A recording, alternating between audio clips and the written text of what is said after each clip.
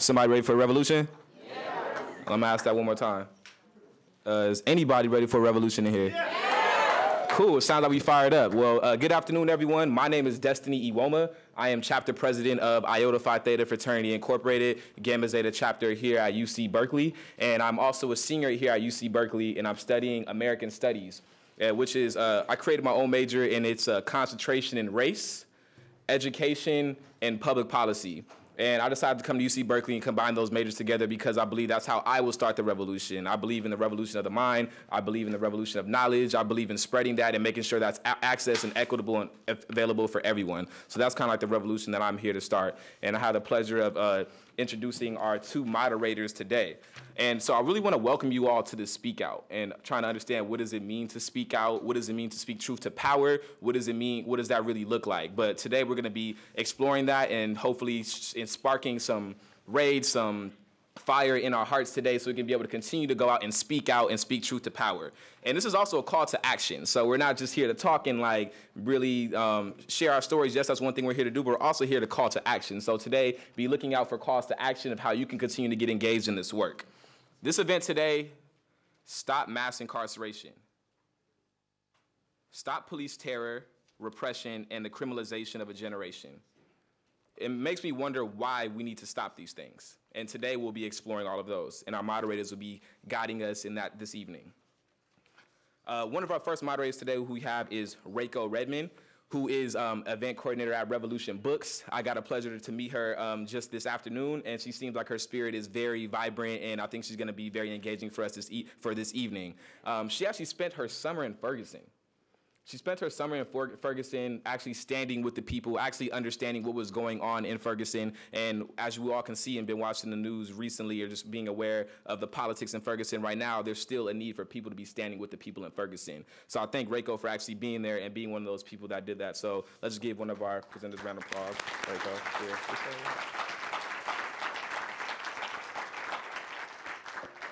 In addition to Reiko, we have another great moderator, Professor Ula Taylor of the African American Studies Department. I've had the pleasure to see Professor Ula Taylor across campus, me becoming a freshman, seeing someone who's just an advocate for people of color on this campus. I think it's something that's super powerful. The fact that we have professors on our campus at UC Berkeley that actually engage with the students and actually want to hear what their perspectives are and actually hear and actually help them organize, because that's important, because the students, we still need that mentorship and that vision, and Professor Ula Taylor has definitely provided that for me. And we come from similar backgrounds, California, Pasadena, yeah, hey, that's where I'm from.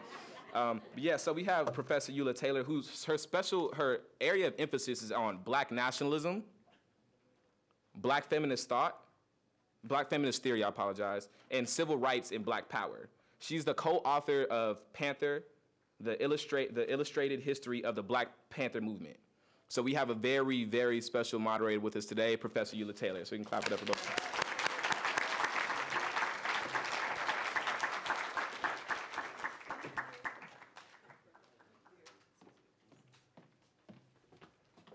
We are so happy to see all of you here this early evening. My name is Ula Taylor, and I am both honored and humbled, I must say, to be able to witness what promises to be an amazing early evening of activists, of artists, of activist artists, people who are committed to stop mass incarceration, people who are committed to understanding that everyone sitting here today has a right to live a life that they are destined to have. We want to encourage all of you to put your cell phones on silence. We want to also share with you that the hashtag for today, actually we have two. One of them is 022, and the other is hashtag stop mass incarceration. Again, the hashtag 022 and the hashtag stop mass incarceration. You guys have that? Okay. I'm going to bring Reiko up, and she's going to pretty much open our wonderful early evening event. And we're excited that she's here because let me just say this. Before I thank the sponsors, I do want to thank Reiko. because Reiko is awesome. She is in many ways the heart and soul, if you will, of Revolution Books, along with so many volunteers. And thank you, Reiko, for all that you do. And I really appreciate you. And in addition to Reiko and Revolution Books, the sponsors include the Black Student Union here on campus, the Iota Phi Theta Fraternity Incorporated here on campus, obviously Revolution Books, the Stop Mass Incarceration Network, the Center for Race and Gender here on campus at UC Berkeley, and I'm so proud to say the African American Studies Department here at Cal.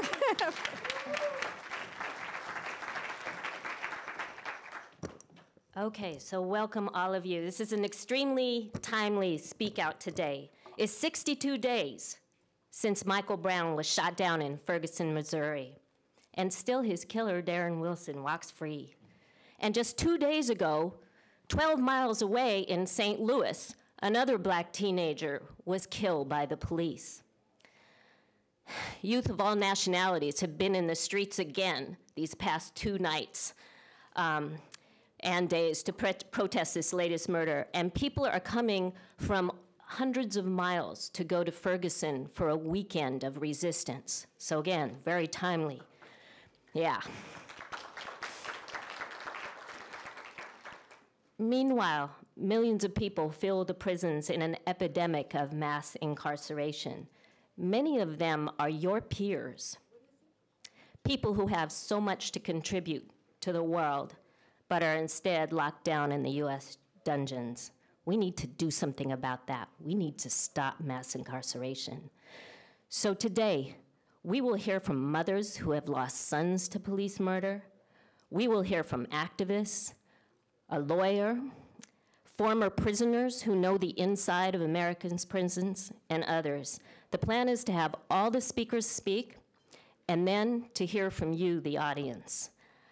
So I just want to say we're going to open with a video that was shot on October 1st, the first day of the October month of resistance, and that hashtag is O22, hashtag O22. So this video was shot at the infamous Fruitvale BART station October 1st. Our first speaker this afternoon is Lateef Abdullah. And Lateef Abdullah was formerly incarcerated in the SHU at Pelican Bay and Corcoran State Prison. Did I say that right? Corcoran. Corcoran. Thank you. Thank you. Thank you very much. First of all, let me say it's my pleasure to be here with such esteemed revolutionary spirits. First, before I begin my experience inside a prison, I always like to begin that share from a historical perspective. And briefly, because I don't have much time, briefly, that historical reference goes back to the end of slavery. At the end of slavery, when the economy had no more resources from slaves to help build the economy, it had to rely on prisoners who were placed inside or who were incarcerated. These prisoners who followed after the freedom of Africans. These prisoners were arrested on trumped-up charges, and then they were released or they were leased out to corporations so that the economy can be developed, the economy can be built. This same pattern of behavior with this corporation and its interest in imprisonment, this same pattern of behavior continues today, leasing of prisoners. The only way that that could exist was under what we know as the 13th Amendment, which reads in part, slavery will be abolished except in cases where you are being duly punished for a crime. So to justify this type of imprisonment and this labor, it's under that amendment that this exists. 10 cents an hour for a prisoner's labor. At this time, when we were first freed, you didn't get a dime. You just were leased out and you helped build railroads, you helped build steel mines, et cetera, et cetera, et cetera. So now when we come fast forward, we find out that these same corporations are now investing in the privatization of prisoners. So this same type of historical connection, it exists today. That's my historical backdrop. Now, For me, in 1992, I was arrested and given a 22-year sentence for first-degree burglary, a non-violent offense. And how they justified that was they said I was being prosecuted on what is known as the Career Criminal Act, previous convictions that I had served time for. So in 92, I'm off to prison with a 22-year sentence, asking myself, how am I going to do this time? And so I went to a classification committee where they would classify me to determine what prison I went to. I went to that classification committee, and it was determined that I would go to Tracy Dual Vocation Institution to serve out my 22 years. When I arrived at Dual Vocation Institution, I went to their classification committee. And in that committee, they told me, you should have never been in a general prison population. We are validating you as a gang member and giving you an indeterminate SHU program. So after receiving this 22-year sentence, I now had an indeterminate SHU program placed on me. And off I went to Pelican Bay SHU. And from 1992 to the year 2000, I languished in Pelican Bay SHU, day after day after day after day. Let me briefly describe Pelican Bay SHU. Pelican Bay SHU has been built on what is known as a military design of sensory deprivation. Every human being has senses, the 5 senses of hearing, touch, feel, taste, and so forth. Well, Pelican Bay is so isolated you cannot even see dirt. Man looked at the bird and developed the airplane. He looked at the whale and developed the submarine. He smelt the roses and developed fragrance. So when you cut off the connection with the nature, you have nothing to stimulate the human being. And so these are the conditions that not only I, but other prisoners, right now as we speak, are languishing. Now, why Pelican Bay Prison? Because Pelican Bay Prison was designed to remove what they call gang-affiliated members. Well, when I first was incarcerated in the 70s, it was these so-called gang-incarcerated members who met me at the front gate and asked me, could you read? Could you write? And they began to educate me around prison conditions, how to get involved in struggle to make changes from within, to understand my criminal behavior on the street and make a transformation from within. And from that, we start challenging prison conditions. So when I returned back to prison in 92, I found out that they had removed that element from the general population. And in place of that element, they allow for marijuana, drugs, alcohol, and everything else to exist in the general population so they can have this disunity. And where this disunity existed within the walls, there was no challenge from within to prison conditions. And so they isolate them in Pelican Bay SHU and they describe them as the worst of the worst, the most violent of the violent. But these were our educators, these were our liberators. And these were the ones who first helped me in my political understanding, in my political education. They helped me with that. And so I was released in 2000 from the hole. We won a class action lawsuit. I was released. I became known as the Pelican Bay 7, one of those first 7 who was released under that cruel placement of confinement. And ever since then, I've been active in challenging those conditions. I've been active in making people aware, and I refuse to lay down as long as I'm on these streets fighting for those who still are incarcerated. Thank you for letting me speak.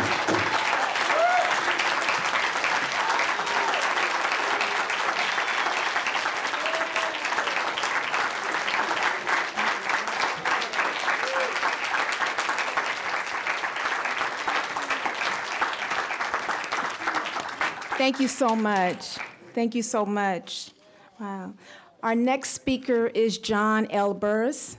He earned his law degree from this place that we are in right now, UC Berkeley Boalt Law School. For over the last 25 years, he has worked on behalf of victims of police misconduct. His high-profile cases include the Oakland writers' class action case, and he's popular on television as well. And I have to say, he is truly an attorney for the people. And we are so thankful that he is living with us in Oakland, because I cannot even imagine Oakland without Attorney Burris, so please.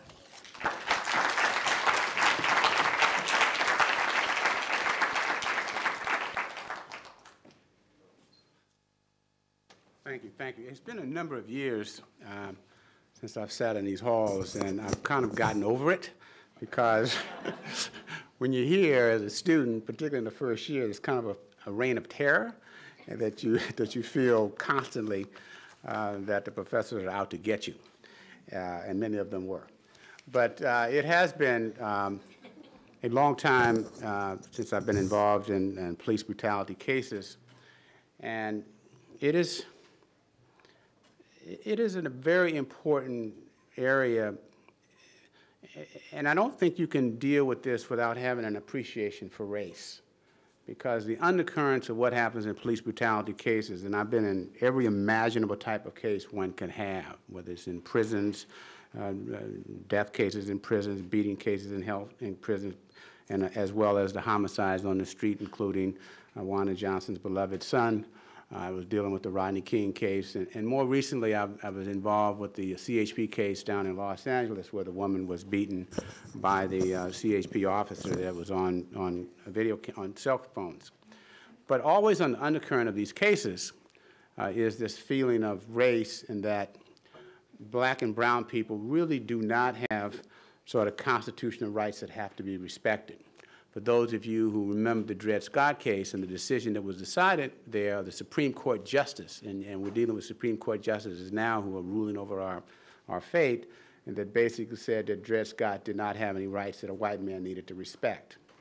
And that's an undercurrent. And as I listened to Lateef, I know there was a play written about what he said. August Wilson, the playwright, wrote a play, Joe Young Has Come and Gone. And that play was about the leasing of black people taken off the streets, put in chain gangs, paid a little money, and their rights were essentially violated. And so, since I know we're all focused on Ferguson, and we should, because that's the epicenter of the pronouncement for the world to see. But since then, we've had 3 serious murder cases here in the Bay Area. Last couple of weeks ago, some of you may know that little Richard P.D. Perez, an unarmed young Hispanic boy, was shot and killed. Jacoby Calhoun in Oakland, who was running from the police, caught by the dogs. He was shot and killed, shot in the back of the head. He was unarmed. And another young man out in Antioch was shot in the back a number of times. He survived, but he was unarmed and he shouldn't have been shot. And so these cases keep going on and on. And now but I think as it relates to the whole question of mass incarceration, the part of that is most unfortunate is that a simple stop that is based upon race can lead to a person not only being taken off the streets, arrested, charged with the crime, and over a series of time wind up in state prison. And we see that time and time again. Now, I would say that if we start approaching these problems, not only from, I look at it from a police point of view, but I am not unmindful of the discriminatory law enforcement that takes place with respect to the drugs enforcement of this country.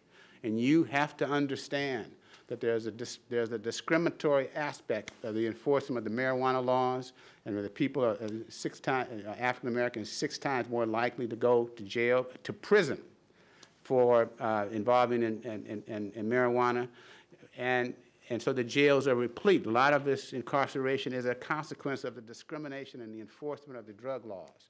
And all you got to do, you step down from that, and you look at the enforcement of the cocaine laws. Crack cocaine, powder cocaine, and the disparity that's taking place there, and the mandatory minimums and maximums that people get for it. Now, these have contributed substantially to the increase in prison population, mass incarceration. And all I can say is that you got to deal with the people who enforce these laws, who make these laws. So not only mass demonstrations are important, but political action is also required, because you have to enforce, you have to impact on the political leaders that they have to change these laws. A lot of impact has been made on Eric Holder, and he has sent forth a real effort to change the enforcement mechanism of the Department of Justice as it relates to the enforcement of some of the drug laws. This will have real impact in years to come. And so I can tell you that it's not one way, there's a lot of multiple ways. Certainly me and the guys like me and the women like me around the country who are fighting police brutality cases, we have a role to play. But all of us have a different role to play. And all I can impose upon all of you that the question is, how do you define the role that you are going to play? And it's important because there are different roles for every one of you. And if you play the role well, the impact will be 5, 10, 15 years, but we will have a reduction in the type of police brutality that's taking place, a reduction in the amount of people that are in prison, and hopefully, that we will then be in a position by your efforts and my efforts and all the collective efforts to have a real impact on people who are going to jail for reasons that are relatively minor, for long periods of time. Lateef, what he's talking about, I've dealt with the Pelican Bay on the cases I've been involved in that, and I've dealt with some of these other types of cases, and I know the horrendous nature. And you got to keep in mind there's a profit motive behind all of this. And so you got to be able to affect the profit motive. And that's another aspect of the challenge that we present. So I just want to let you know that having been in this struggle for a long, long time, that it's not over and it might not end in my own lifetime, but it could end in your lifetimes if you continue to be strong and forceful and develop strategies beyond just talking about it, but strategies to affect the powers that be and leverage the position that you have with your ideas and your presence. Thank you.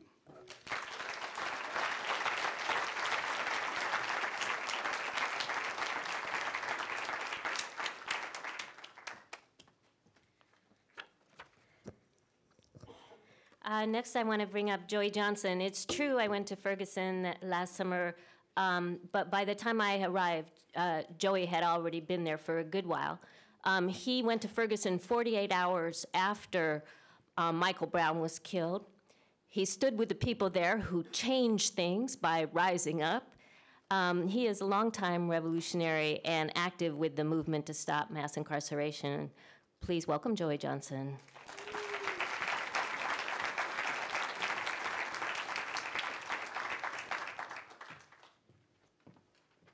So, I'm very happy to be here with you all today. As Reiko mentioned, myself, not only myself, but Uncle Bobby, Cephas Johnson, Oscar Grant's uncle, and his wife, Beatrice.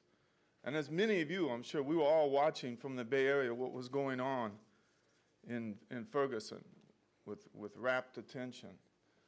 And you know, tragically, what I have to say, it wasn't news that another young black man was murdered by the police.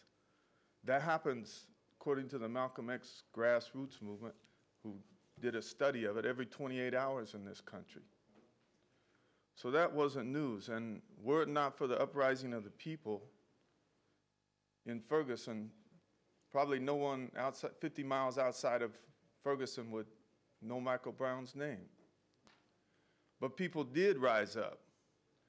And Uncle Bobby and I were both watching it closely. And both of us have been active with the Stop Mass Incarceration Network and this month of resistance against mass incarceration and police terror. We went to a meeting in April in New York City where the month of resistance was called for by Cornel West and Carl Dix. Cornel West, I know all of you know, is the most outspoken black radical intellectual in this country, characterizes himself as a revolutionary Christian. And Carl Dix is a representative of the Revolutionary Communist Party. And two people coming from very divergent views who see this whole epidemic of police terror and brutality and mass incarceration as something that has to be stopped. So they and 90 other people, we all came together in New York City in a meeting to determine what we were going to do, calling for this month of resistance. So we're watching what was happening in Ferguson in August. Michael Brown's murdered on Saturday, August the 9th. And very soon on Sunday, we said, we got to go there because the people are standing up like we haven't seen in a long fucking time. And I was happy to see it. I was overjoyed to see it. Excuse my language. I know I'm in the esteemed Boalt School of Law. But there are things that are here that are profane too, and I think y'all know what I'm talking about. The professor that wrote the legal briefs justifying torture, right? John Yoo. So on Monday, we got on a plane and flew to Ferguson to stand with the people. And this was a rebellion that lasted 2 weeks, the heart of it, the most intense period of it. Every night, the people being out there. And not only were they defying the unjust murder, the execution of an unarmed 18-year-old black young man who had his arms in the air in the international sign of I surrender, but they were also out there in defiance of what can only be called militarized police repression directed against the people. I mean, you've all seen the pictures, like full-on military camouflage, the hippos, as they were called in apartheid South Africa, these militarized vehicles with sharpshooters on top with 30 caliber machine guns, and we didn't know if they were going to use them or not. What they did use against the people was tear gas, concussion grenades, acoustic sound devices to mess with people psychologically. They threw all that against the people, but the people stood up against it. And we were so proud to be there with them. Never felt more free in my life. Never. It's liberating to stand up against this oppression. I'll tell a quick story about a week into the struggle when they were trying to enact a curfew against the people. A completely unjust curfew, completely illegitimate curfew. The only thing that would be legit would be to indict the murderer of Michael Brown. That's what the people were demanding. But so they come with this curfew. They came with a number of things. They put a black highway patrol captain in charge of a white supremacist police force, a little cosmetic change. But then they come with this curfew. And there were some people that were trying to go along with the curfew and accept it, as if the state, as if the system had any legitimacy to say, well, as the governor said, we want justice, but first we must have peace. I thought it was no justice, no peace. You know? So here they come with this curfew a week into the struggle. And we go out there, and it was an intense situation. As I said, some people were saying, go home, folks, calm down, go home. But we were saying the curfew's illegit. We refuse to live like this. And things were intense, and people were threatening us. You know, stand down, go home. But as it got closer to midnight, all of a sudden I looked, and here come all these people from the neighborhood where Michael Brown was murdered. It seems like the curfew, the midnight curfew, gave people a target. Midnight, I got to be out there because the curfew's coming down. And we're out there in the streets, that's right. And we're out there in the streets, and I had been chanting, the curfew's illegit, we refuse to live like this, but this woman came from the hood, and she abbreviated it. No justice, no curfew. She said, Michael Brown can't go home, we ain't going home. Michael Brown can't rest. Michael Brown can't rest, we ain't resting. Like I said, this was liberating. Resistance like this, oh, and I want to tell you too, the favorite chant of the people while we were there, besides hands up, don't shoot, was indict, convict, send the killer cop to jail. The whole damn system is guilty as hell. This is what we were marching around saying. See, I want to say when people resist like this, they can radically change the situation.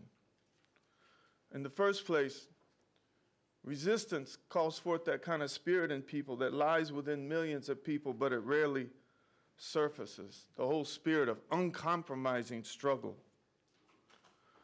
Resistance lets the people on the bottom of society raise their heads and hope. Those who are constantly told that they count for nothing and that everyone's against them, find out that there's people that will stand with them in spirit and actual fact if they rise up. And resistance puts the powers that be on the defensive. And when the revolutionaries and the radicals are within the resistance and calling into question the legitimacy of the whole way things are organized, the whole order of society and the way things are organized, then a lot of different forces can come into the fray. A lot of different people can get strengthened by that. And then the powers that be also got to try to send in their firemen to cool things down. But then people have to learn to discern between different programs and different forces. But without this resistance, where would we be without Ferguson? Like I said, where would we be?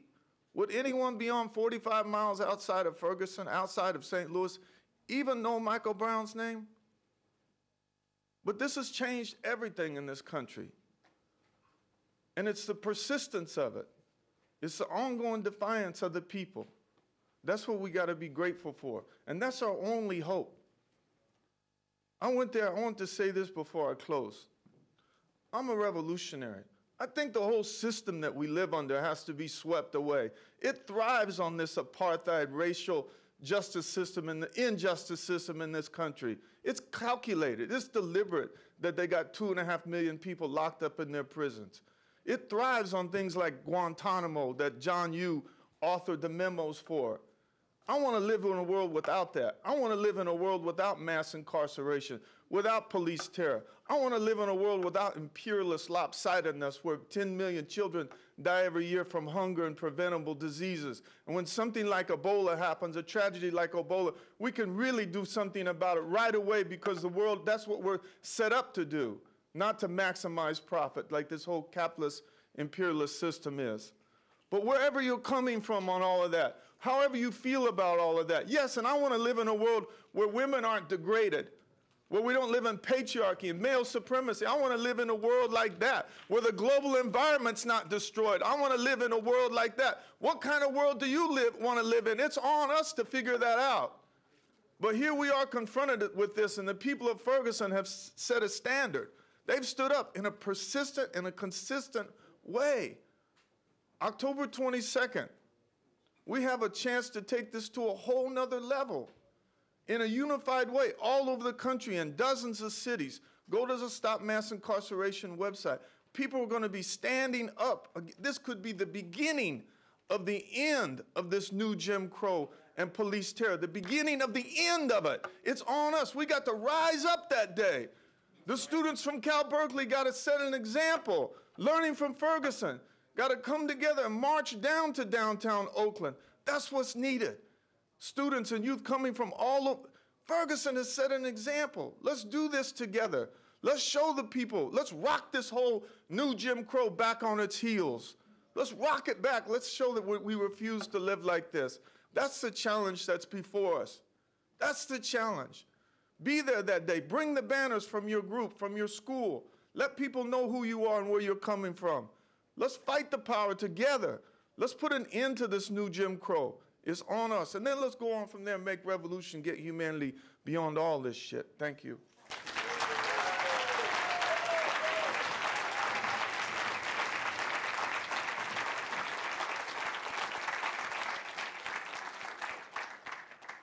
So I just wanted to let people know that Dion West, who is the mother of Luis Rivera?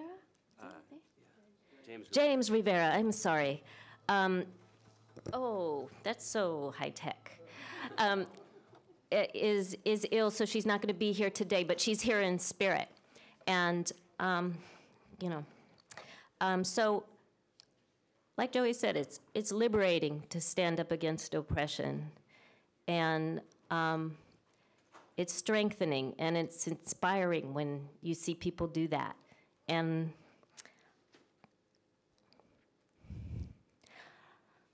I never got to meet Oscar Grant, but I'm very moved today to be introducing his mom. And she has been, since his foul murder, she has been an inspiration to lots of people, and she has stood firm. She is an administrator, a gospel minister, on the board of the Oscar Grant Foundation, and please all welcome the courageous Wanda Johnson.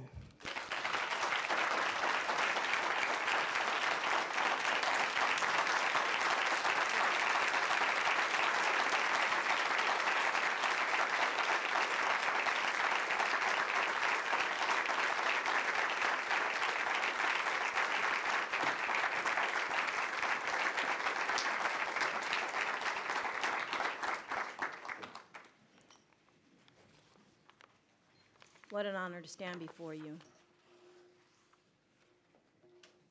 I am Oscar Grant, and my son's life mattered.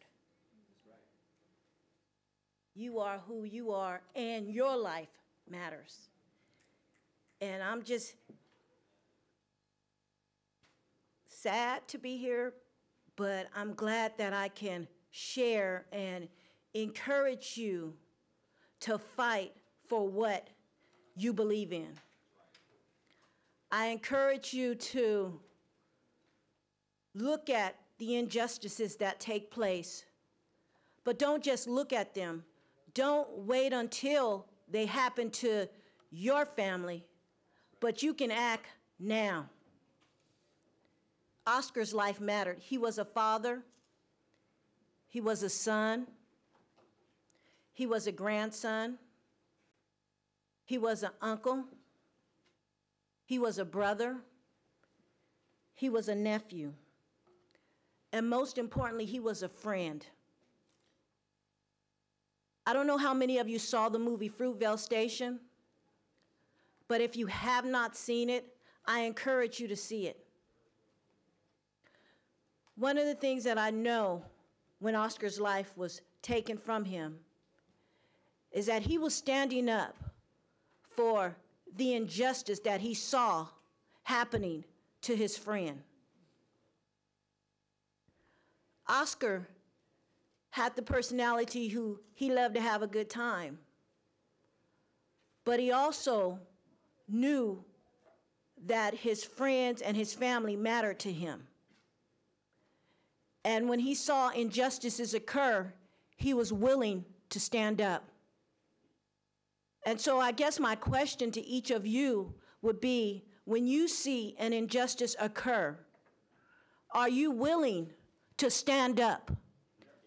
Are you willing to lift up your cell phone or your camera and shoot it and cover the whole incident? Are you willing to speak out about it? That night my son was killed, he was willing to speak out about the injustice that he saw happening to his friend. When his friend got through to the ground, he stood up. Why? Because he loved his friend and he knew what was taking place was wrong. Oftentimes, people have said, well, Oscar must have done something to be killed. I want you to know you don't have to do anything to be killed. I want you to know today that as an African American young man and brown young men, our struggles are different than other nationalities.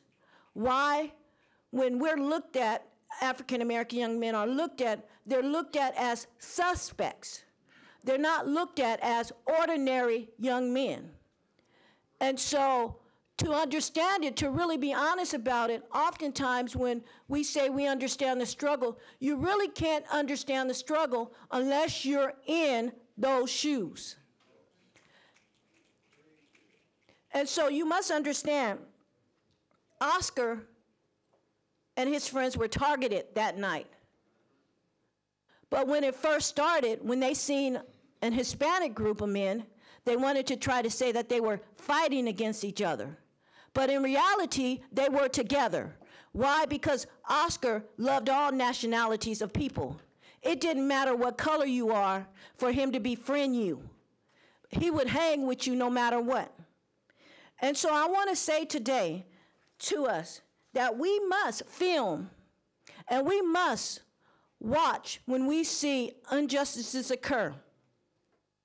We must let our voices be heard.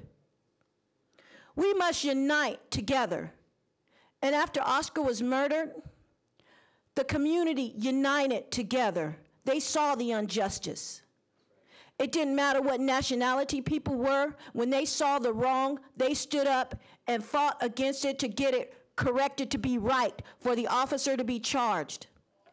And that's what we as a people have to continue to do, like they're doing in Ferguson.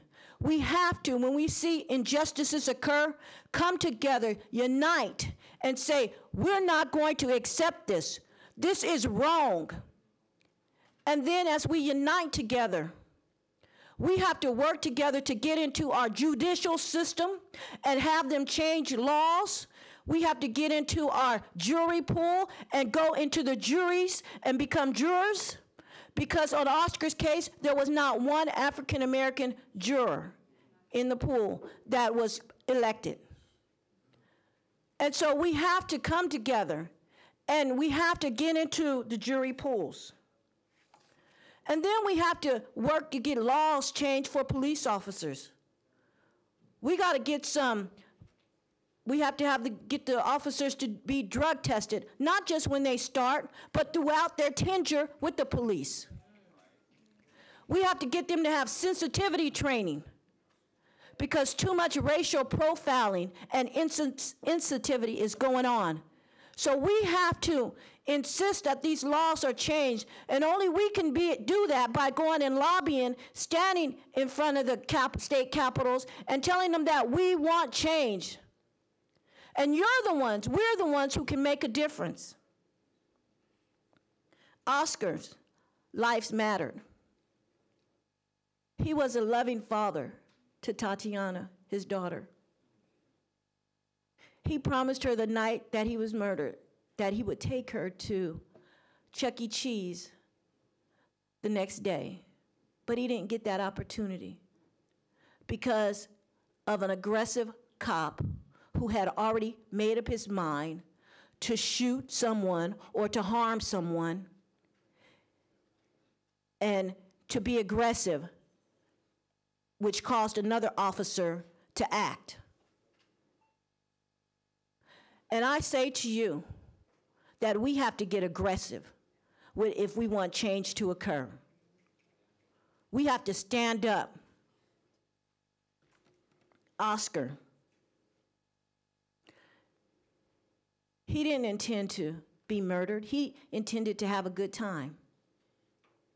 And you know, as a mother, you think your child will bury you. You don't expect to have to bury your child. You think that your child will go through some struggles, and we all go through struggles.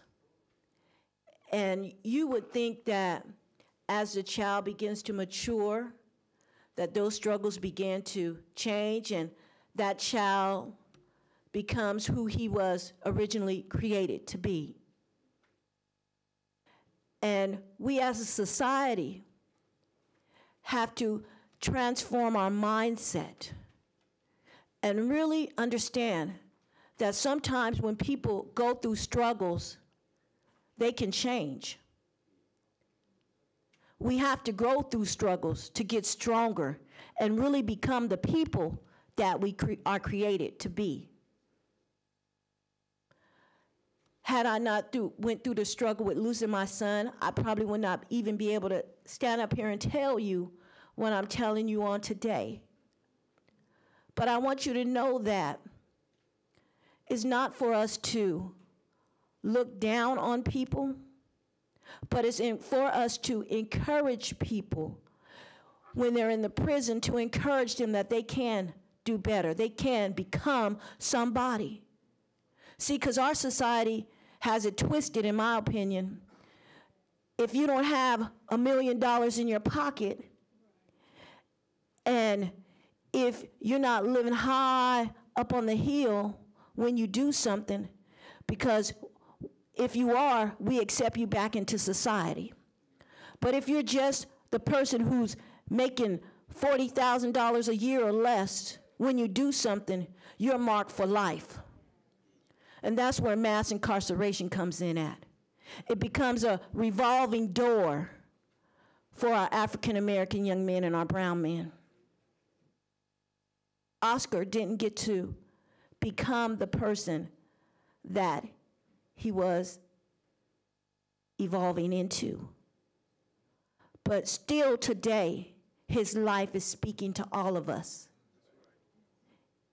He's saying to us that he wants you to know there's hope in all of us. There's hope for everything that you do, that you can be somebody. You can excel to great heights if you set your life to do that. It might be a struggle, but as we encourage one another, you can be whomever you have been created to be.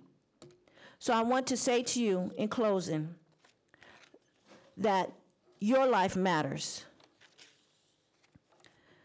that Oscar's life mattered, that Trayvon Martin's life mattered. We as a people must fight to ensure that each of our lives matter, and only we can make a difference. And Oscar would say, and if you haven't seen Fruitvale, I encourage you again to see it. Oscar would say to you, stand up for what you believe in. Don't let anybody tell you different. It might be hard, you might not want to, but stand up for right. And you will see change take place as you stand up. And how do I know change will take place? Because we are a people that's moving and standing up more ever since Oscar passed away. I see more people getting involved in the struggle, and I want to thank you for that.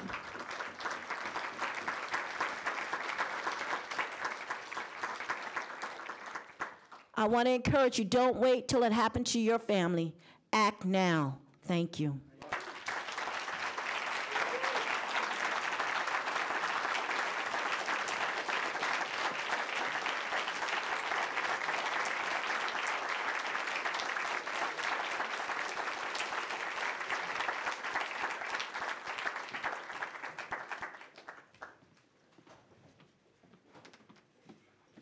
Thank you so much. Thank you so much for standing up for your son. Thank you so much for standing up for us.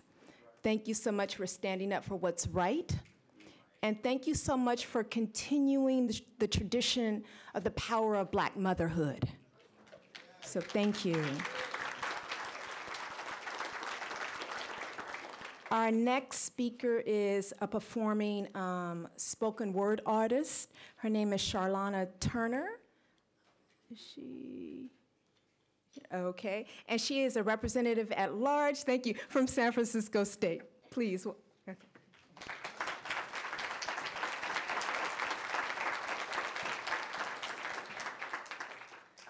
Thank you for being here today. I'm also trying to organize something like this on my campus. This is much needed. This discussion, this open forum to be educated and to be heard. I thank you.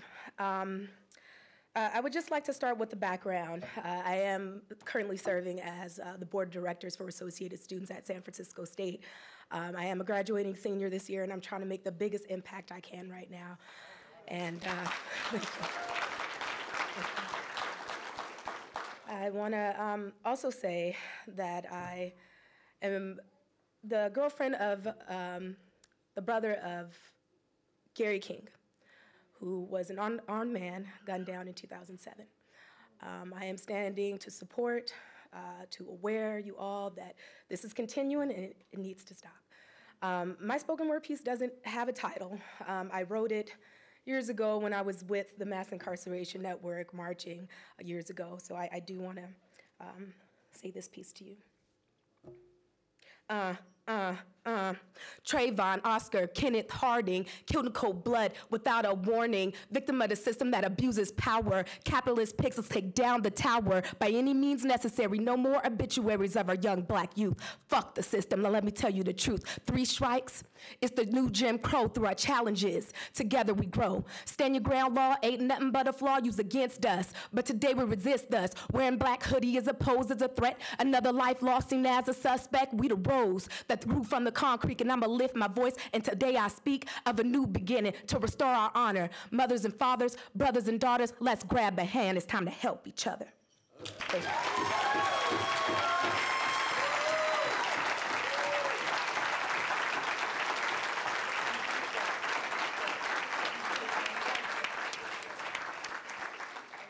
Gary King está presente. Richard P.D. Perez está presente.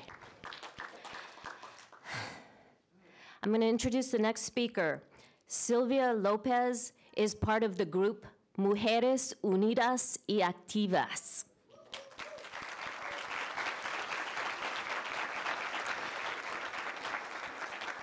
And she is part of organizing an event, a protest on October 13 called Not One More Deportation. And this is part of the month of resistance, and she's going to tell you all about that.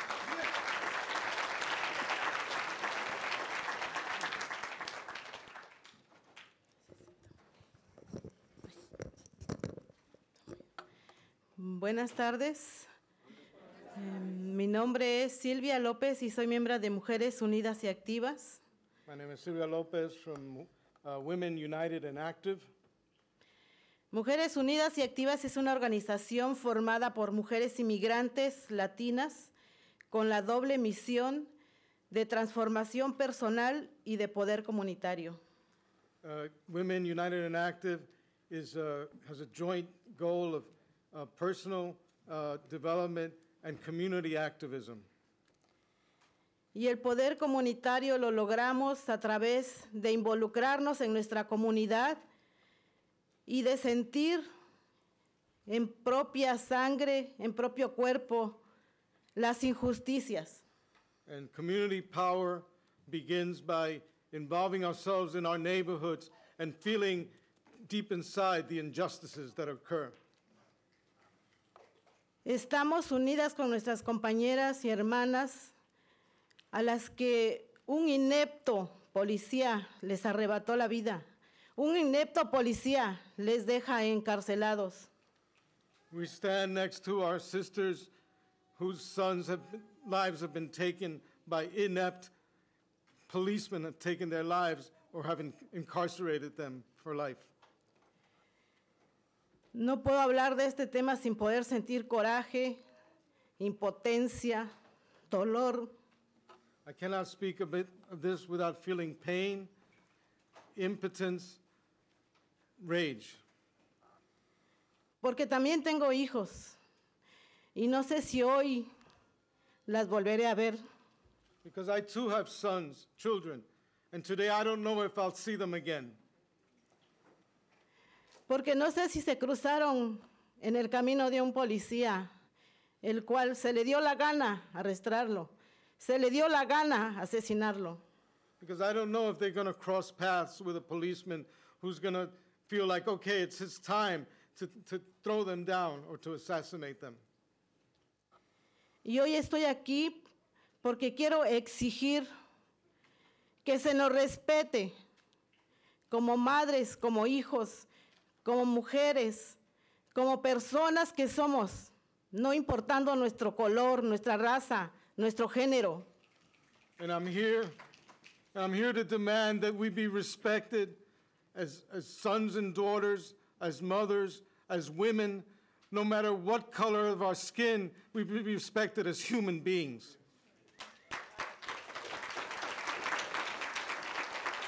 No queremos más encarcelamientos en masa. No queremos más deportaciones. We say no more mass incarceration. We don't want any more deportations of immigrants. No estoy aquí porque quiero. El sistema me hizo inmigrar para buscar una mejor vida. I'm not in this country because I wanted to be here. The system forced me to emigrate to leave my country for a better life. Soy la consecuencia de ese sistema que tiene el poder y control en nuestros países, que está formando la violencia para que nosotros emigremos y busquemos una mejor vida y encontremos aquí la muerte, el desprecio, la discriminación. It's because this system controls things in our countries and is bringing forward a system of violence in those countries and forces people to emigrate. And here we also find discrimination and violence. Somos trabajadores, no somos criminales. Queremos el respeto y vamos a levantar todos nuestra voz para decir no más deportaciones, no más encarcelamientos. Exigimos respeto. And we're not criminals. We're people who work. We're people who demand to be treated with respect. We're people who demand to say no more mass incarceration and treat us as human beings. Cuando mi niña de 11 años me pregunta al ver tanta violencia, tantas muertes de tantos jóvenes, si algún día ella tiene un problema, si va a poder llamar a la policía, si es seguro llamar a la policía, yo ya no sé qué contestarle. When my 11-year-old daughter asks me if she has a problem and she needs to call the police and ask me, I don't know what to tell her. Y hoy me hubiera gustado que estuviera un policía aquí presente para que me dijera cuál es la respuesta. And I'd like for there to be a policeman here to tell me, well, what do I tell her? What do I tell my daughter? Quiero que todos estemos presentes en nuestro corazón, tener la imagen de todos esos jóvenes que han dado su vida, para que nosotros podamos entender que tenemos que levantarnos y luchar por nuestra dignidad.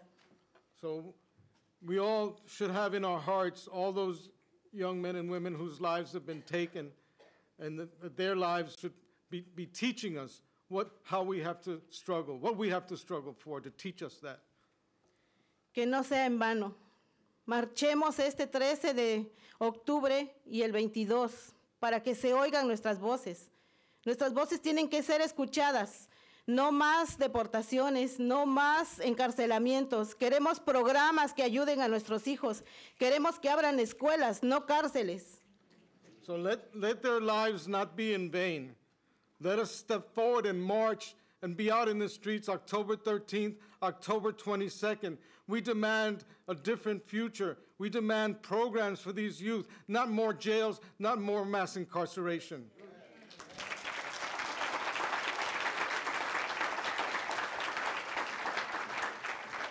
Queremos a nuestras familias unidas.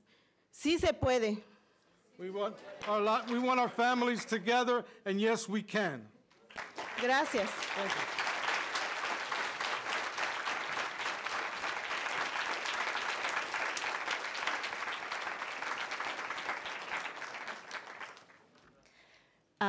So our next speaker, I have it here that he was formerly incarcerated at San Quentin Adjustment Center. But anyway, please welcome Nate Williams, formerly incarcerated at San Quentin.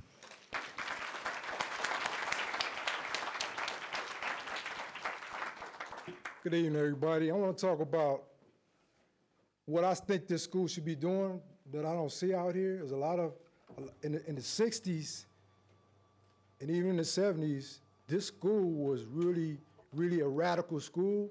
And it's not to put y'all down, but we need y'all to come, we need y'all to come support what's going on in these prisons. I was in San Quentin before they built Pelican Bay. I was one of the first juveniles in the state of California to be tried as an adult. I was set up by a racist police in Los Angeles. I'm from Compton, California. I was set up because I wouldn't tell the police who did something that I knew they did something. And the police took me to jail and said, first they said they threatened me. I said, well, you're just gonna have to, they wanted to beat me up. So you're just gonna have to beat me up because I'm not telling. So they said, we're gonna take you to jail. Take me to jail because I didn't do nothing. But when I went to jail, little crimes I did when I was a youngster, they used that to try me as an adult.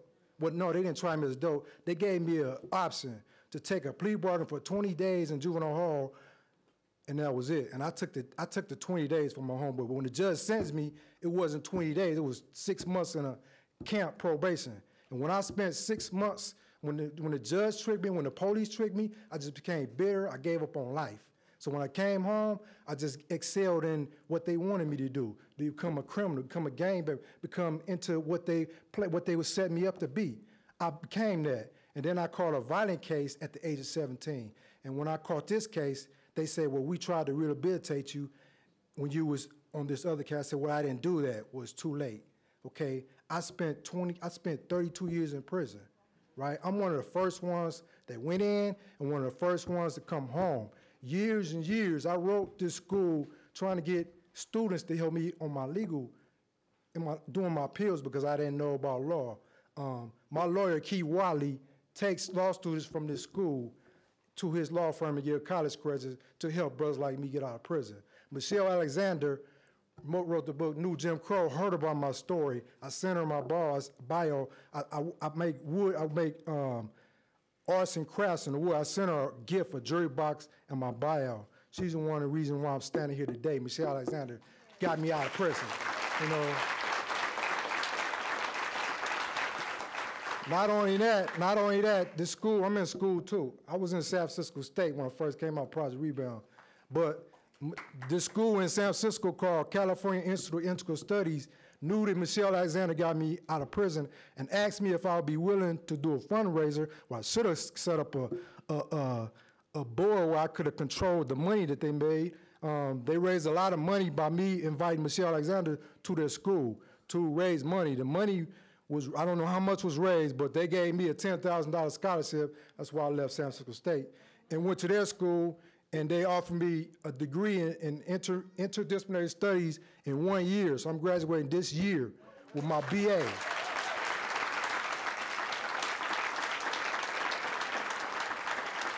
And then I'm going on to, I would like to come here, but it's too expensive. But if somebody knows somebody that can just get me in here without paying, I will. But I'm gonna go to East Bay because I figure it's the cheapest. Back to what he was saying, when I went to prison, I was one of the youngest juveniles in prison. They sent me to San Quentin, and in there, I was a kid, so naturally, I put on my mask and I went in there, and if anything had to be done, I was the one to go in there because I was scared. But I had to prove myself to people in prison. And they put me inside of segregation in a hole. While I was in a hole, I was taught by other people how to do other things, make bombs, knives, and I would always get busted. So they would take me out of a hole, put me in another hole, which is the Adjustment Center, where they assassinated George Jackson. I was on the second tier. I was in the cell next to his. And every day I used to come out of my cell. One day I'll shower. The next day I'll go to yard. When I used to come out, I would look at his wall. It's a hole in the wall right now today. I used to ask them, why is the hole still in the wall? And they would say, that's the bullet that George Jackson shot and killed the sergeant. That's why we killed him. But that's not true. They assassinated that brother. And I went through a lot of stuff in prison to rehabilitate myself. Prison didn't rehabilitate me. I earned the right to be right here today. There's a lot of brothers that just gave up. They lost hope because nobody's there to right them. Nobody's there to help them with things that they need. They need family, like the sister was saying. They need somebody, and even just to write a letter, just to answer, not going to visit, they need that. What changed my life was I had a daughter while I was in prison, and my father used to abuse my mother and left me when I was 8, and he was never there for me. And I was going through stuff with my daughter that I started feeling like I was treating her the same way he was treating me. So at that point, that's when I manned up and started looking at things to improve my condition. I started seeing, while I was in the Adjustment Center, I could see people walking on the main line. I was wondering, what was these guys doing to stay out here? They was going to school, they was working, they was doing things that I wasn't doing. So I was a gang member. I left the gang life. Before they had Pelican Bay, I was able to get out of the hole. But the brothers today, whether you're Mexican, blacks, whatever, they can't get out the hole. You know what I'm saying? There's stuff that go on in the prisons is justified, just like out here. Even more so in there, they can kill and it's justified. And what's cool about it is people know it and they don't even speak about it, you know? But when I changed my life, you know, I became an activist. I started an organization in prison called the African American History Committee. This is how I was able to meet Michelle Alexander, because I started putting on events because I wanted to learn about my history and culture. So I started doing Juneteenth events and Black History Month events. And I started inviting nonprofits in, Nade Alejandro, Barrios Unidos, all these organizations started coming and helping me. And when they came in, they seen it was all black. And Nade Alejandro was a Chicano. He said, man, have you ever thought about putting other races, multicultural? So we tried it. And this brought all of the gangs together in prison. The Norteños, the Sureños, the Mexican Mafias, all these not everybody, but we had a chosen few that was together. We found we had more things in common than we didn't, and it's still going on in prison today. The brothers are united. Barrios Saninos, Nane Alejandro started that. He's the forefront on bringing people together, multicultural, and that's what's needed out here in the street, or we have it out in the street. And when I came home, the brother Nane took me to a park. I'm from Los Angeles, over in West Oakland. There's a park by train or something. Anyway, he took me over there, and he does the sage. He burnt sage, and he had feathers, and he was just fanning me. He's like, let all that evil stuff go, all that prison stuff, let it go, let it go. We need you out here. We need you out here. We need to work. And I'm gonna be here, and if anybody else want me to come speak anywhere, you can talk to the brother right here. I gotta be at school at 6:30, but I'm gonna let somebody else speak, but thank you.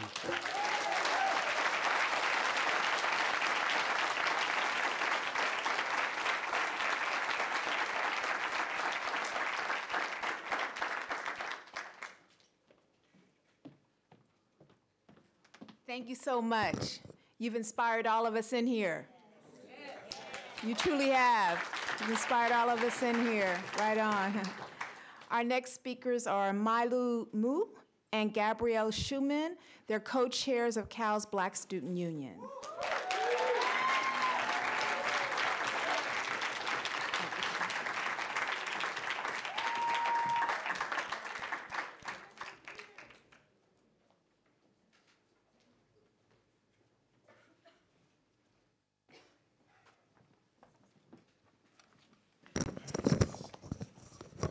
Hello, everyone. Can everyone hear me right here? Yeah? Okay, well, hello, everybody.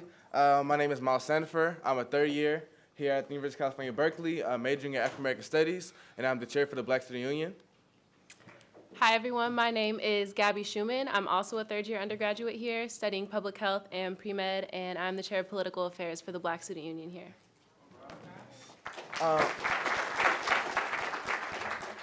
So first off, it's an honor and a privilege to be in the UBD of community members who have chosen to gather here at the white intellectual ghetto of the West, also known as UC Berkeley. We all know why we're here today. From north, south, east, and west, Black people and people of color are catching hell across the nation and the globe. Nearly 1 in 3 African American males aged 20 to 29 are under some form of criminal justice supervision, whether imprisoned, jailed, parole, or probation. 1 out of 9 African American men will be incarcerated between the ages of 20 and 34. Black males ages 30 to 34 have the highest incarceration rate of any race or ethnicity. And as a Black male of the age of 20 coming from South Central Los Angeles, more in Inglewood area to Berkeley, seeing the unpunished murder of Mike Brown, Oscar Grant, and countless other Black men, women, and children, and reading the various statistics sends a very clear message to me. The message that this clearly conveyed is that I am a target, I am a threat, and no matter what I look like or what university I attend, I will always have no rights that the white man is bound to respect. But I do not seek the white man's respect.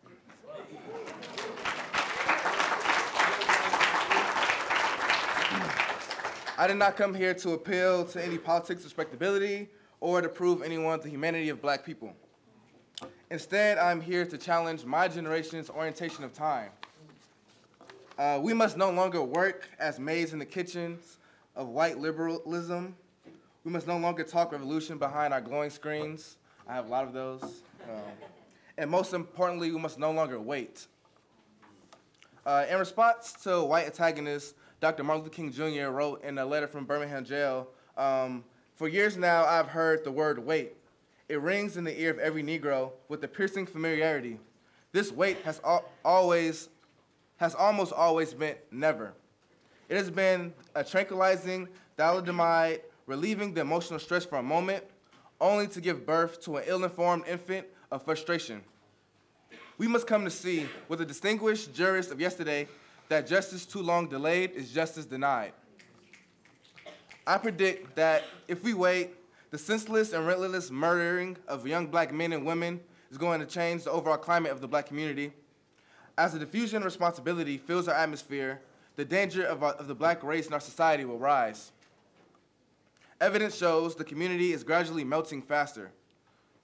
As we melt, the sea level rises, eventually covering the land that we now inhabit. We cannot sit by and wait for America to wake up and see the wrongs it is doing, because we are proven right time and time again, the United States has no conscience. So, if you haven't been able to tell already, we're here today to talk about time and place.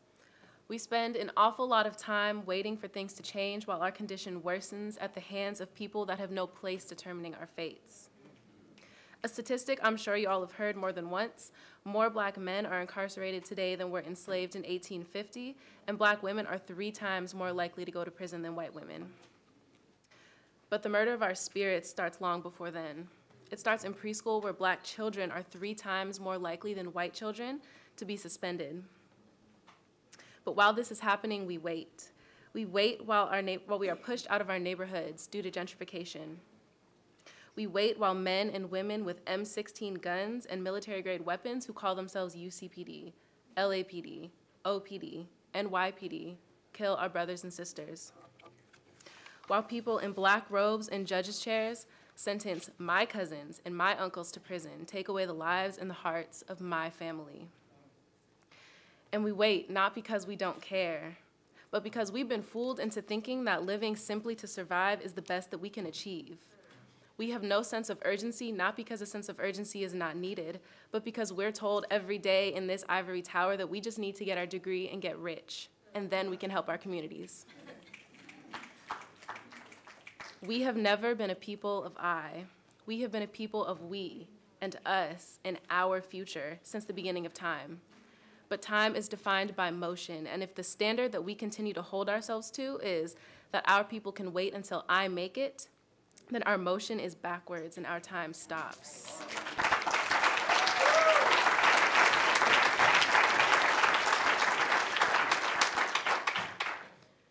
We all have time until we don't. And like Saul Williams said, my people are dying before their time. My people are giving up unjust time. And I know I'm saying the word time a lot, but I want to make it as explicitly clear as possible when I say that we have a lot of things on our side, but time is not one of them. Right. We live in a police state, and the reality of the situation is that that won't change until we change it. But the reality of the situation is also that we are a powerful people, and our oppressors can only oppress us so long as we let them out-organize us. So as you reflect on the issues surrounding incarceration, police brutality, and criminalization, you probably question what's the role of students. What is the role of students in such issues?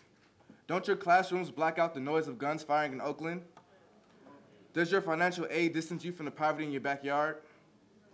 And what is racial relations when you live in a post-racial utopia, UC Berkeley? Well, I am here to let you know that the forces of white supremacy are exuded on this campus against people of color as well.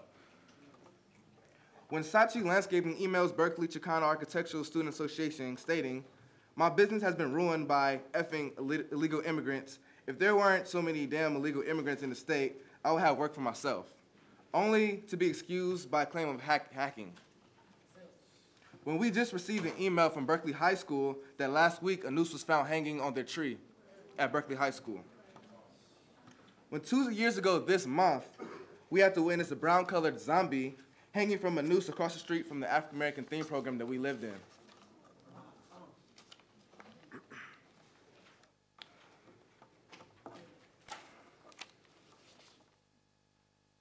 When this year, 843 black students were admitted to UC Berkeley, maintaining the 3% population, I asked, do we not fail?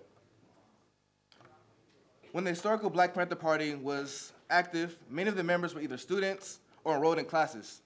So I say to the students in this room, who I see who are very active already, actually, that we need to step up. As students at UC Berkeley, we should be building a student movement around the issues that affect our community.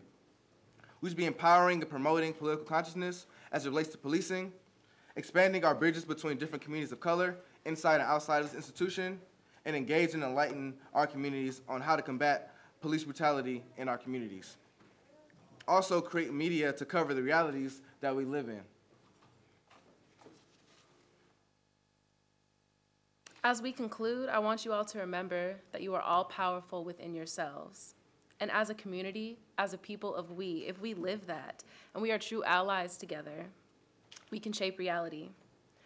I challenge you all to imagine your most ideal world and then hold yourself and your friends accountable to making it happen, because everything seems impossible until it's done. And folks we idolize today, like the Black Panther Party, even they were not fully supported by our own communities when they were engaging in the revolution. This work is hard and it takes real sacrifice, but there's no greater joy in life than knowing your purpose and working towards it. There's no greater joy than lifting as we climb, and that is something we all have a responsibility to do.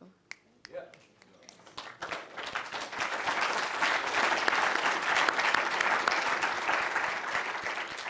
So we all urge everyone in here who has heard all this information, all the inspirational speaks, to join a local organization that's taking on these issues, please. Like this, that's very important. Also, if you have a local cop watch that you can be a part of, even supporting families of police brutality. If you can send letters to family or help them financially, all things help, this issue that we're facing today. And lastly, the last two things we want to tell you about is October 16th, we'll be hosting our second general body meeting called The Cause, when we'll be having Elaine Brown come to speak to students on this campus at 102 Worcester. We have flyers in the back, so everyone, if you're able to come, you definitely should. Also, October 22nd, the Coalition to Stop Police Brutality, Repression, and the Criminalization of a Generation has been mobilizing every year since 1996. And people will be meeting on Sproul at around 12 p.m. on the 22nd to go to downtown Oakland. So if you come, we will greatly appreciate you, and we'll be there also. Thank you.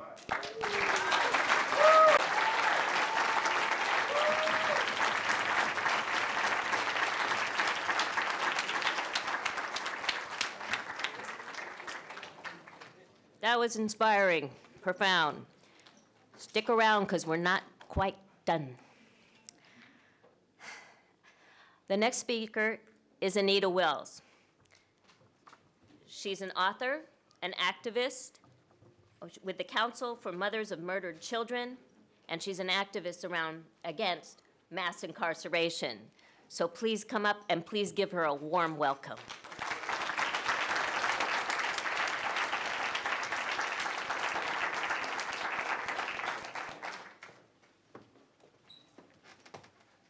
Greetings, everyone. I wanted to share, before I forget, an event that's happening November the 14th from 6 to 9 p.m.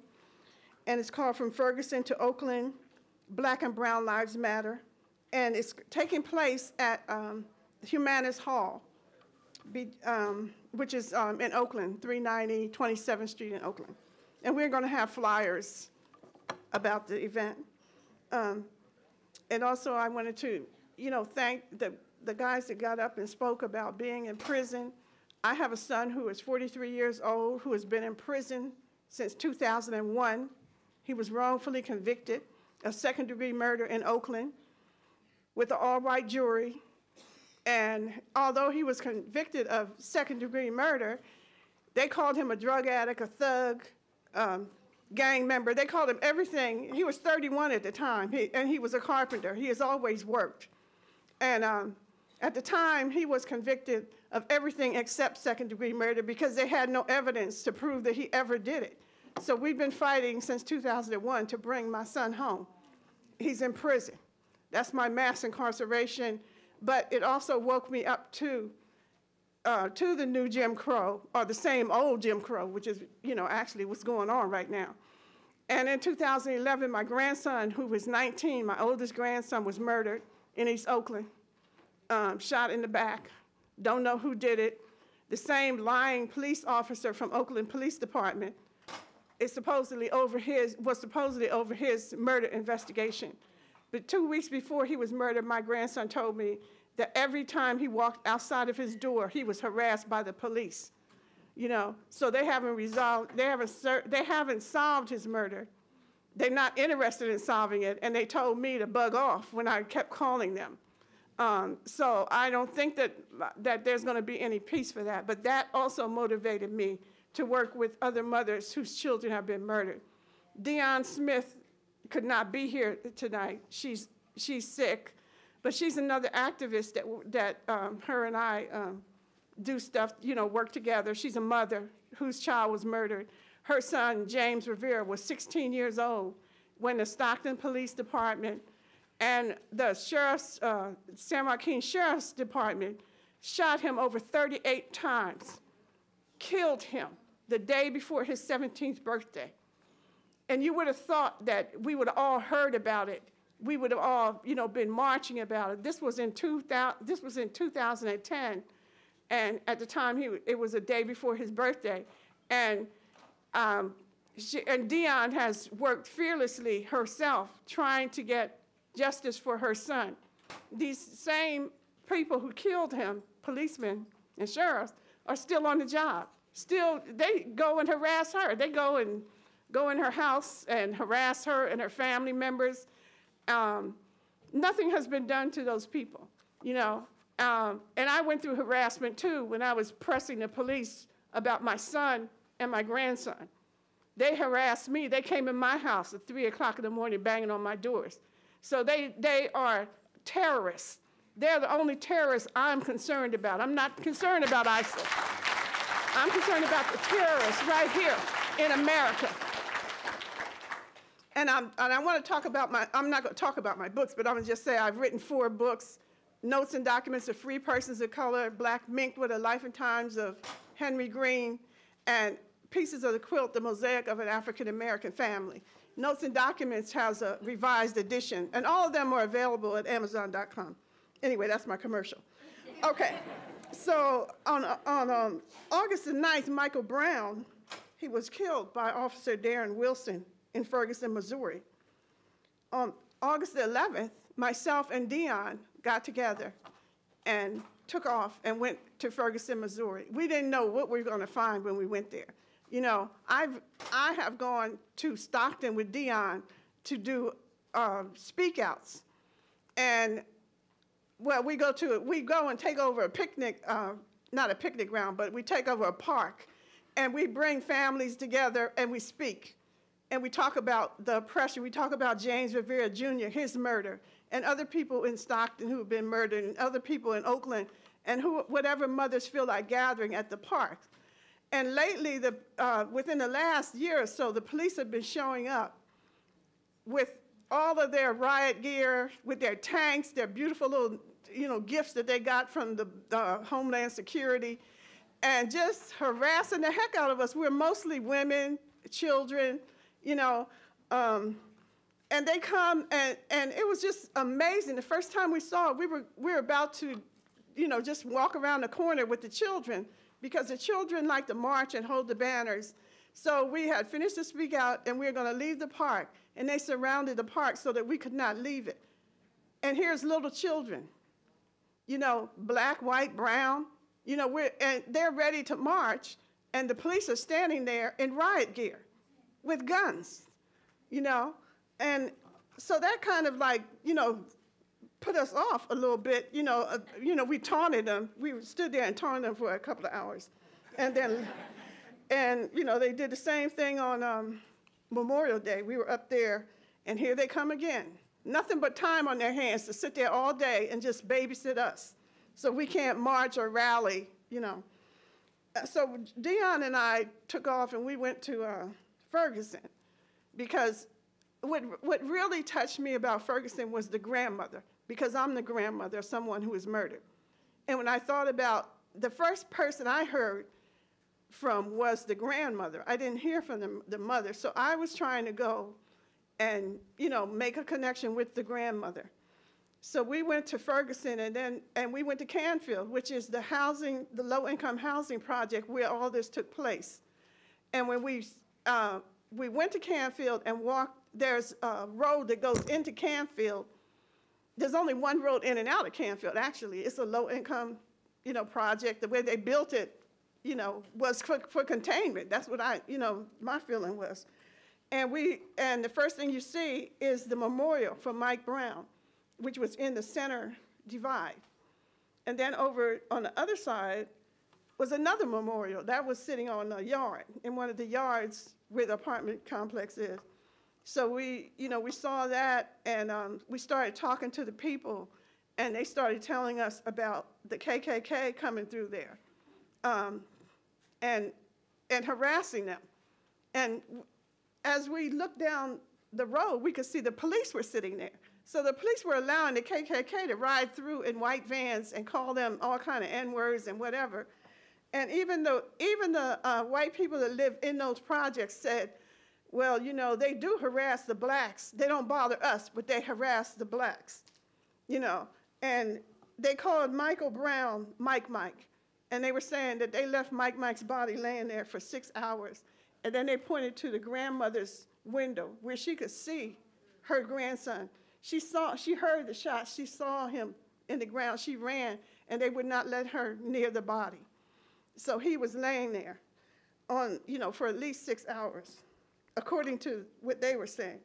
And so we went over to, we went up into an apartment, and the first thing they were telling us as we went in the door of the apartment is that after the policeman killed Mike, they shut off the electricity, they shut off the gas, and they shut off the water. Electricity, gas, water, and the cable. Shut off everything. They had just turned it on when we arrived. They had just turned it back on when we arrived there. And this is still Canfield. And then we heard shooting. It had gotten to be night, and we heard shooting. And they said that the KKK had rolled through there, and there was some shooting going on. And so we had to leave. So they took us out. We left, and we went down to the church where Reverend Al Sharpton had been. Okay, where Reverend Al Sharpton had been, and that's where everyone was standing. All the young people were standing in front of the church, all the way down the street. And as far as I could see, there was nothing but young people there, and that was the most moving thing I have ever seen in my life. That I'm telling you, we went over and stood. We left for a minute, then we came back, and we stood behind them just to monitor them and to tell them, you can do this, you can say that, you know, whatever, you know. And they were just saying, hands up, don't shoot, you know, and some other chants. And then the police started shooting their, you know, the tear gas.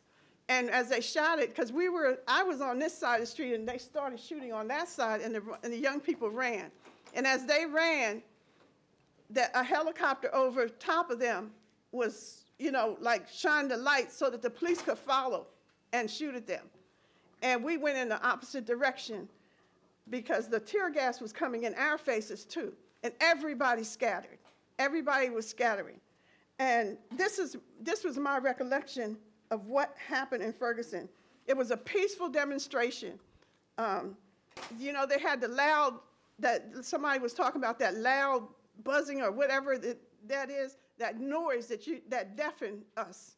We couldn't even hear each other talk. You know, it was a war zone. I've never been to war. Yes, I have. I've been to war. Ferguson is a war zone. And I want us to remember that, to remember Mike Brown, to remember all our murdered children here in East Oakland, here in Berkeley. There's been people murdered, harassed, and it's not stopping. Someone else in St. Louis has been murdered. Another young man has been murdered. And several young men have been murdered, like Burris said, in Oakland since the time. So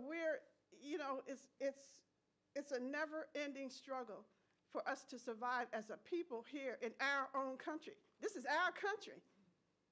You know, this is Native American country. You know, this is Hispanic American country. Come on. This is not one person's country or one race's country. This is all of our countries. And we are the ones who determine the future, who will determine how we're going to live, and not allow these people to determine how we're going to live. You guys are the future. Come on now. You're the future. Thank you.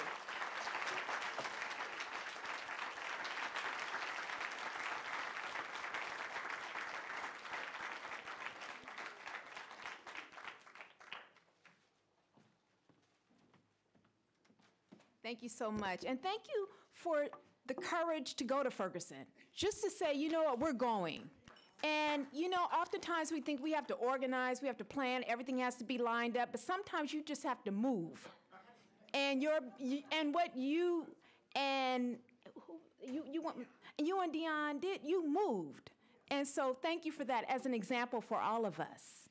Our next speaker is Raphael Malik, and he is a major activist and organizer of today's event, and now he will share a few words on behalf of the Bay Area Revolution Club.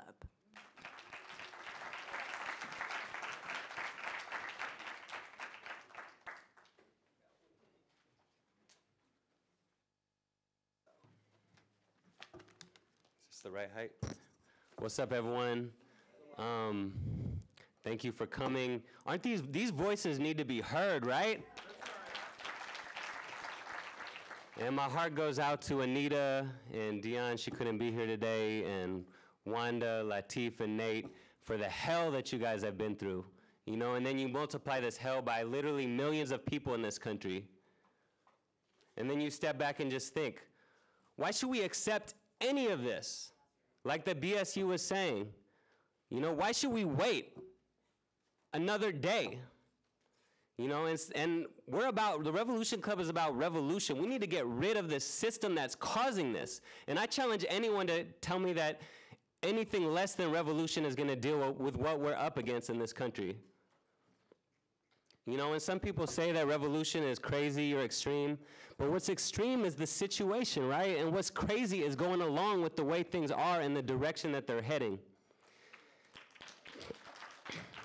Torture and brutality are rampant in the prisons, from Tutwiler Prison in Alabama, where women are being systematically raped, to Pelican Bay State Prison in the long-term solitary confinement, to Rikers Island and everything that's been going on there in New York City. The police in this country are on a fucking rampage. Just in July, they killed 77 people. You know?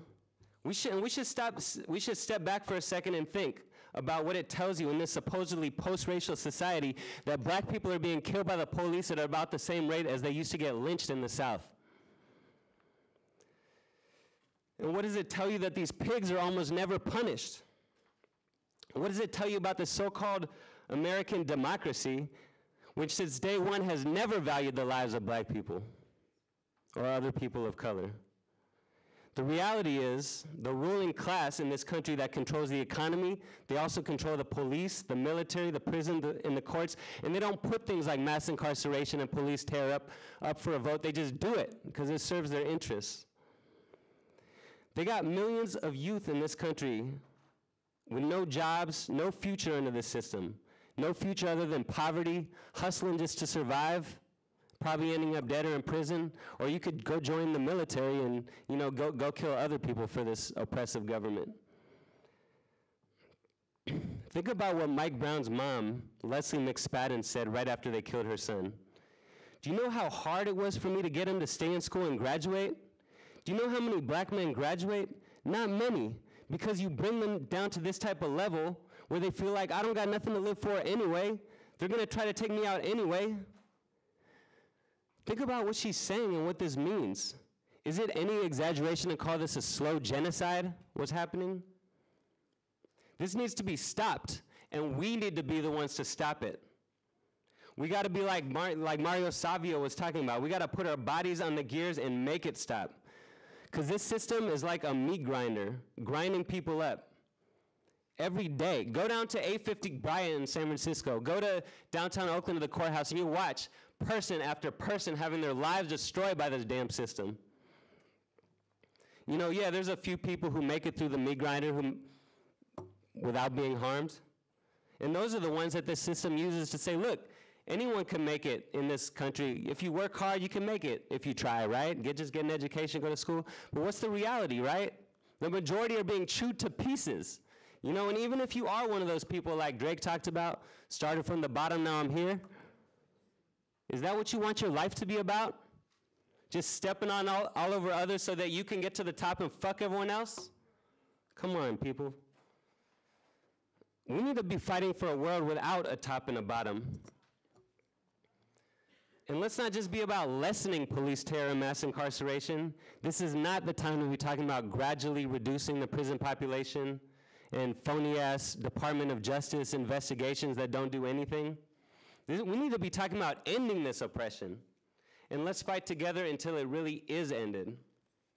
This is what the Revolution Club that I'm part of is all about.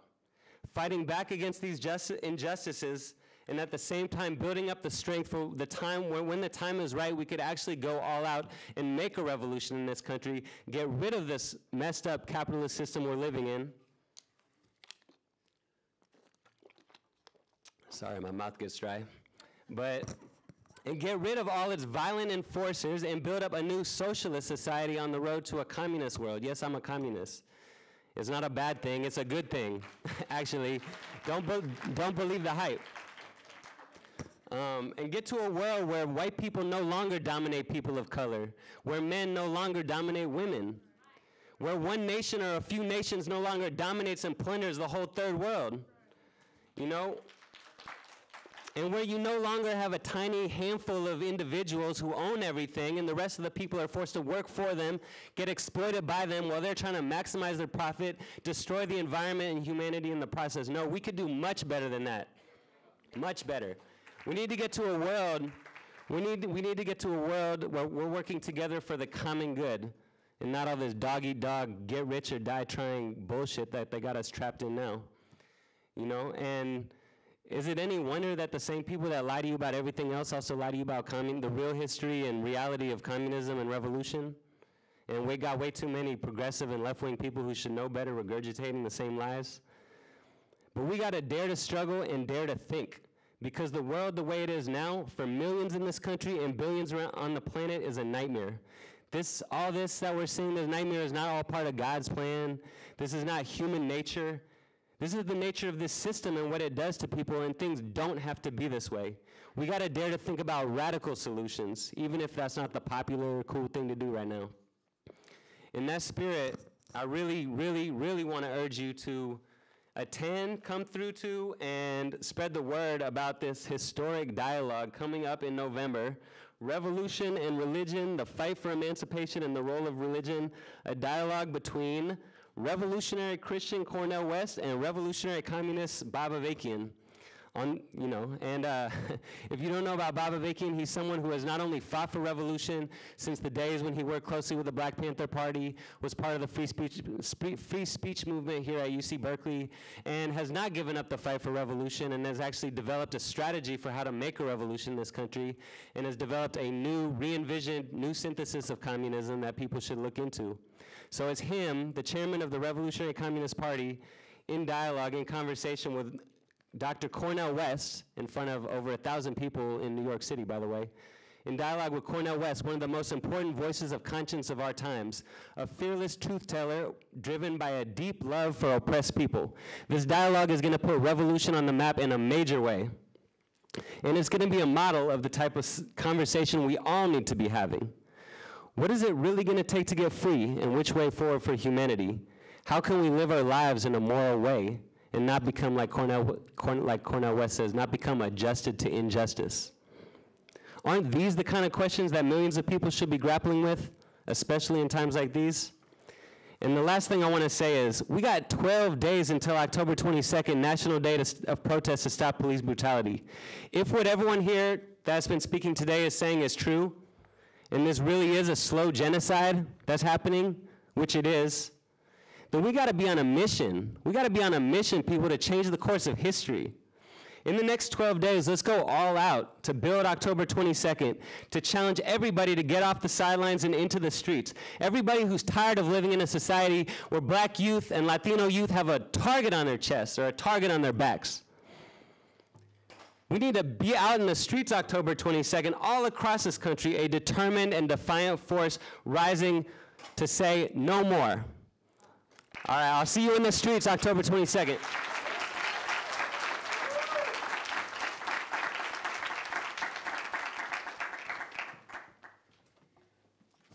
Okay. Okay, I am from Revolution Books, so I'll put in a plug. We just got in, for people who don't know or want to know more about Cornel West and Bob Avakian, we just got in Cornel West's new book, Black Prophetic Fire. So pick it up at Revolution Books.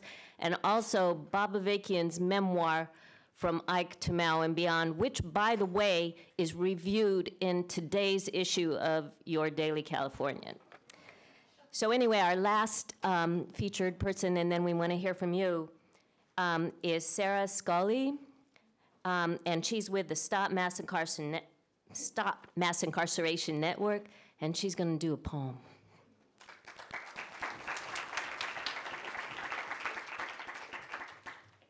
Hi, I feel honored to be here today.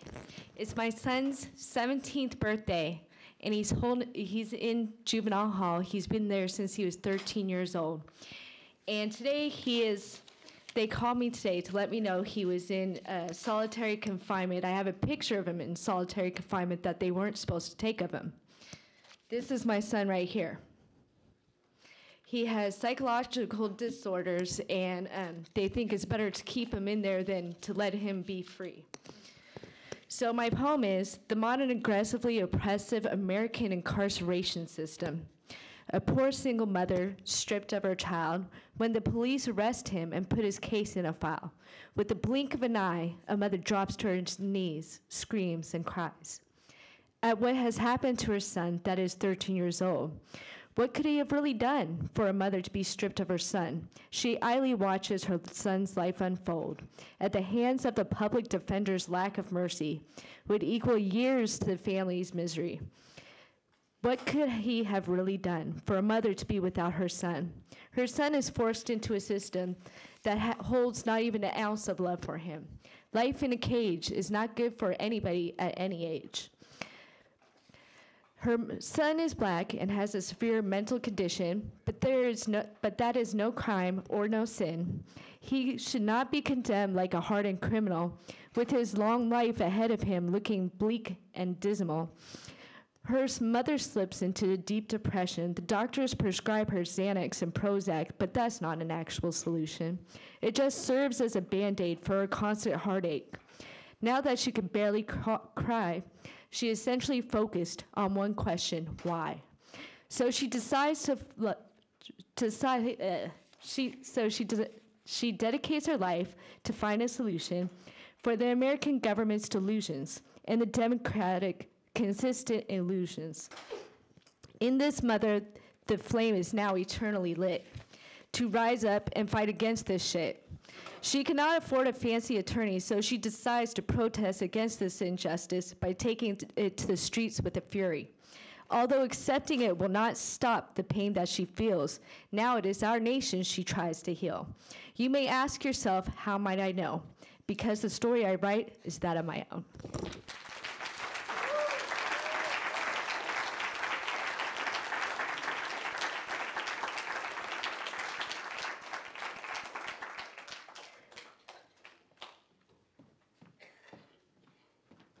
Our last speakers represent Cal students called for October 22nd.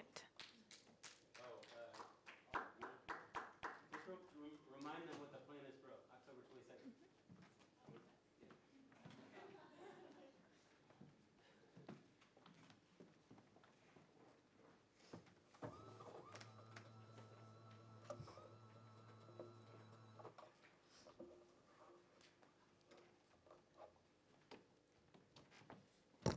Hi, everybody. My name is Alfredo, and I'm a student here, second year. Hello, I'm Mylo once again, a third year. Gabby again, third year. Yeah, and on October 22nd, we'll all be meeting up on Sproul. Anyone knows where Sproul Hall is? Right off of Bancroft and Telegraph. We'll be meeting there promptly around 11:30/12 o'clock. Also in front of just another thing that's going to be happening at the same time as we're meeting up in front of the Golden Bear Cafe. There'll be a Know Your Rights thing going on there as well, and we'll all be meeting up around that area. So, yeah.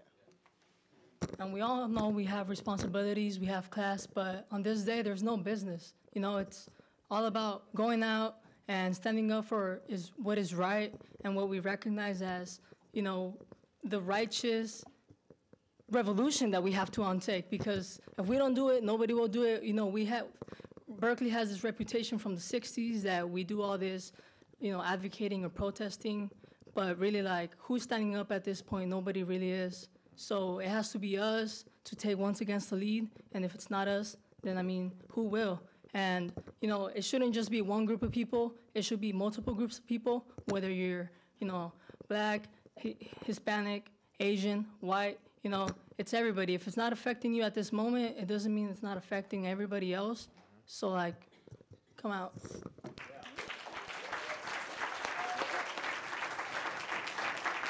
This is Uncle Bobby, Oscar Grant's uncle. Somehow, some way, out of the anger, the pain, and just being so concerned about the next family, I began to speak about this issue, and it has taken me today all across this country. I've been with families like the Trayvon Martin, the Ramali Graham, the Jordan Davis family, the Kendrick Johnson. I could just go on with the names, not even talking about just the state of California families that I've connected with, or we have connected with. So we're going to do the pledge before we go out of here, and this will help plant that seed deeper, because this is a critical step. And when we make this pledge, we're really meaning it from our heart, that we're speaking about our babies and our grandbabies that are coming behind us to do something about it. Today we pledge. Today we pledge. Black lives matter. Black lives matter. Latino lives matter. Latino lives matter. All lives matter. All lives matter. Mass incarceration. Mass incarceration. We say no more. We say no more. Police murders. Police murders. We say no more. We say no more. Torture in the prisons. Torture in the prisons. We say no more. We say no more. Criminalization of a generation. Criminalization of a generation. We say no more. We say no more. Attack on immigrants. Attack on immigrants. We say no more. We say no more. We will not. We will not. Be silent. We will resist. We will resist. Until these shameful horrors really are no more. no more. No more. Power to the people.